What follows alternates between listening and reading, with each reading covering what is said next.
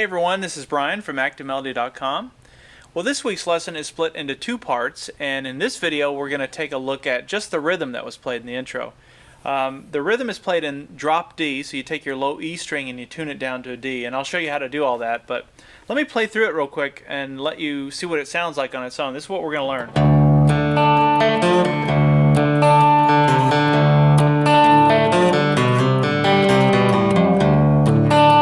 It just kind of repeats. It's got kind of a country blues, it's kind of a dark feel to it, but it's really a lot of fun to do, especially if you have the jam track to practice with. Which, by the way, if you're a premium member, you can download the jam track for this and the tablature as well. You can also have access to the second video, which will be the 3 different solos that I played in the intro. So to get access to all of that, just go to ActiveMelody.com and look for EP036. That's the lesson number for this lesson. And you'll have a lot of fun with it. So let's take a look at this rhythm. Okay, so before we get started, we need to be in drop D tuning. Now drop D is when you take your low E string and you tune it down to a D. So by default it would be up here, so you'd have an E. And what you're going to want to do is you're going to play this 4th string, just the open 4th string. That's a D string. But when you play it here, it's going to be an octave higher, and then you're going to match that on the 6th string like this. See how the 2 notes match? So you have to use your ear for that. But if you've got a tuner, obviously you can use that. But it's real easy to get into drop D. It's just a quick turn of the tuning peg. So here it is in E, and here it is in drop D. Listen. And you can hear when they match. Now what's cool is once you're in drop D, if you're playing a D chord, now you can play all 6 strings. You know, normally in a D chord you only play really those top 4, but now you can play all of them. So okay, so now that we're in drop D, what I want to do is I'm actually going to take my left hand out of frame intentionally, because I want you to focus on my right hand, the strumming pattern. I'm going to spend just a few minutes here talking about the strumming pattern, and then we'll get into what the left hand does in terms of fretting the note. Fretting the notes is going to be the easy part of this lesson. The challenge is going to be the strum pattern. And to be quite honest, I've had a difficult time. I always like to really dissect these lessons, and I've had a difficult time thinking of the best format to try and teach this lesson. So hopefully this is the right way and resonates with everyone. Here's what this looks like. Let me play through it slowly, and just watch the right hand. Watch what's going on with the strumming technique.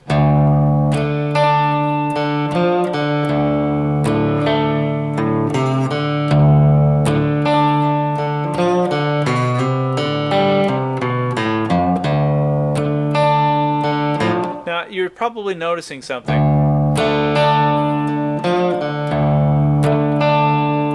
There's a note in there that I'm making the gesture, but I'm actually not playing a note. It's I think of it as a ghost note, but that's intentional. And what I'm doing is I'm keeping the rhythm going, or the motion going, with the right hand, which is down, up, down, up, down, up, down, up. That's the key to this whole thing, is to keep that rhythm going. So so if you're counting it out, it's 1 and 2 and 3 and 4 and 1 and 2, and it never stops. So if you watch this, if I were to play it up to tempo, it looks like this.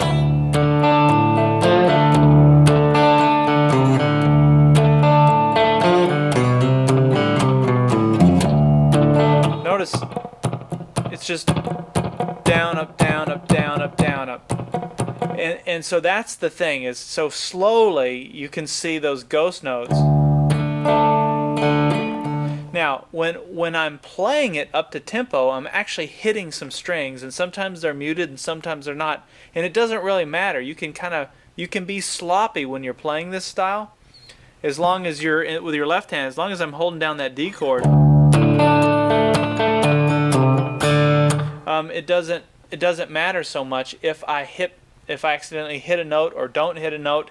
Doesn't matter. Just keep the rhythm going and it'll all work out. That's how rhythm guitar players are able to You know, if you're ever watching a band and you see somebody just kind of running around the stage, and you're thinking, man, how are they keeping that rhythm going? They're using a technique like that oftentimes, where they're just. It doesn't really matter. You can walk around. You could jump off your amp if you had to. Hopefully, nobody in this audience is doing that, but you never know. Okay, so that's a lot of the magic behind a rhythm like this, is that down up down up down up down up thing. So we're gonna kind of go back and forth between right hand and left hand, but that's just a little intro into the right hand. I'll break it down even more. But okay, let me show you fretting it. Now I'm gonna assume you know how to make a D chord. If you don't, well, there's lots and lots and lots of references. But D chord down in first position. You can also look at my hand and see what I'm doing. I'm going to make a D chord, but I'm going to take my middle finger off the fretboard like this. So I've only got my ring finger and my pointer finger. And that's what it sounds like when you take that off. Now what that is it's called a sus chord. And it just kind of rings out. It doesn't complete. You know, your ear wants it to go somewhere. And it's actually a really nice sound. It almost has a drone-like quality. But so that's really the chord I'm using for most of this. Now I'm not playing that high E string at all, but if I accidentally in that back to that rhythm thing, being kind of sloppy with that chunky rhythm thing, if my hand accidentally, which it will, brushes across it, it still works, and that's why you want to. That's why I take the middle finger off here. If I put it down and just had a complete D chord, it sounds a little too happy, I think. And so that's where we want to be. So anyway, so it's okay if you accidentally brush that one string. Now we haven't gotten to the notes yet, I know, but you'll see what I mean here in just a second. Okay, so that's what we're fretting here with the left hand, is those two. Now, here's what happens. Here's how we play the notes. So I start by doing a downstroke on the 6th string like this, and I'm just and if I were to do it slowly, it's just one downstroke. Now from there, then what I'm going to come up and do is I'm going to play. This is your goal, is to try and hit the 4 and 3 string, which are those middle strings. Keep the left hand in this position, okay? But you're going to hit the 6th string, then you're going to hit the 4 and 3 string. Now that's hard to do, especially if you're doing it up to tempo. So if you can just mentally think, I'm just going to try and hit the 4 string, which is that D. So you're hitting a low D and a high D. Make that your goal. And what'll happen by default is when you're getting a little faster and a little sloppier, you'll hit those 2 strings, which is that that G string and the D string, or the 3 string and the 4 string. And it's not an exact science. That's why this one's hard to teach, because this is one of those things that you just get over after doing it a lot of times, but to get there, and you have to have somebody explain it to you. So anyway, so that's the first thing that happens, is this 6th string, then kind of that 4 and 3. Then I do an both of those are downstrokes, by the way, down, down. Then I do a upstroke on the 2 string. Again, left hand stays in position, so altogether that sounds like this. Now watch this. If I were to do it slowly, watch the right hand. Down, up, down, up, down, up, down, up. You can see I'm already getting that rhythm going, even though when I did the first upstroke, so when I went down, up, I didn't play anything, but it puts me in position, and it feels right. Once you start doing this and it clicks, it'll feel right, and you'll see what I'm talking about. Down, up, or down, up, down, up. Okay, so that's what you're going to want to practice just at this point. Down, up, down, up. Down, up, down, up. Down, up, down, up. Just do that.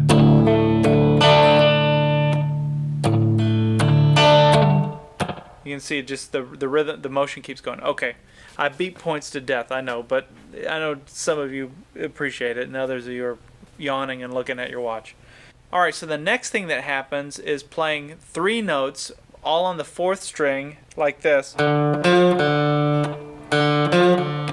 And the most important thing about that is the first note is an upstroke, so it's up, down, up. That's just the right hand thus far, so it's up, down, up.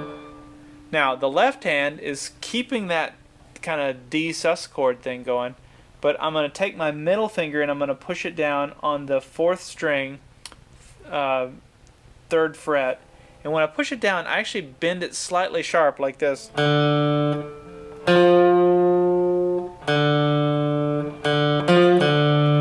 And so what you have altogether, if I were to play that slowly, is this.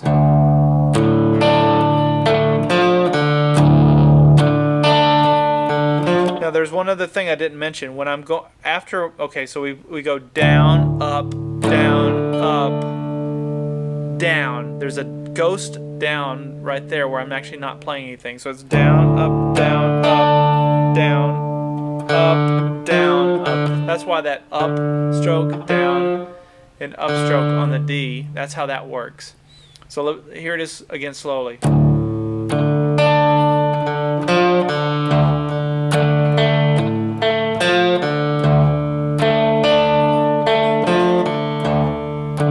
Okay, so hopefully you're starting to get that and you can see it, and that's just something that you'll have to practice. Okay. Now this second time through I go. Same notes there, then I play. And again, that's the same technique with the pick, so it's another starting with the upstroke, up, down, up. But this time I'm on the 5th string, so it's upstroke on the 5th string, just open 5th string. Downstroke on the 5th string. Difference is I take my middle finger and I push down on the 3rd fret, 5th string, and I do a slight bend with that, like this, just to give it a little of that twang.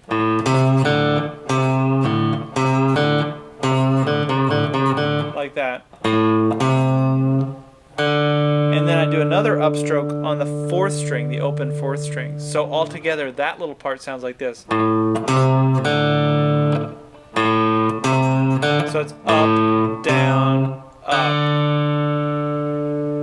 Okay, let me play. Oh, and while I'm doing that, these two never leave. They stay down the whole time.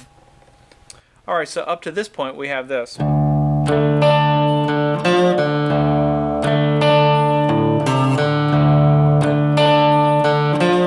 And notice I repeated that first part again. Okay, so now after that, then I have. And what I'm doing for that, that's a C part of the song, so that would be a C chord that's being played in the background. And for that, I take my hand off the fretboard, so I'm no longer making the D shape, and I come with my pointer finger down to the 2nd fret, 5th string, and I do a downstroke with the right hand, and play just that note, and then I do a hammer on to the 3rd fret, 5th string, with my middle finger, the first 2 notes.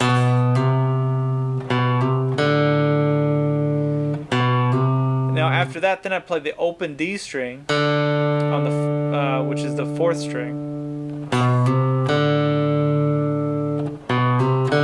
Now, by the way, I'm doing a downstroke and a downstroke, so I'm going down, down. The next note I play is an upstroke on the G string or the 3rd string. No jokes about the G string. But on the 3rd string, I'm doing upstroke there. So it's.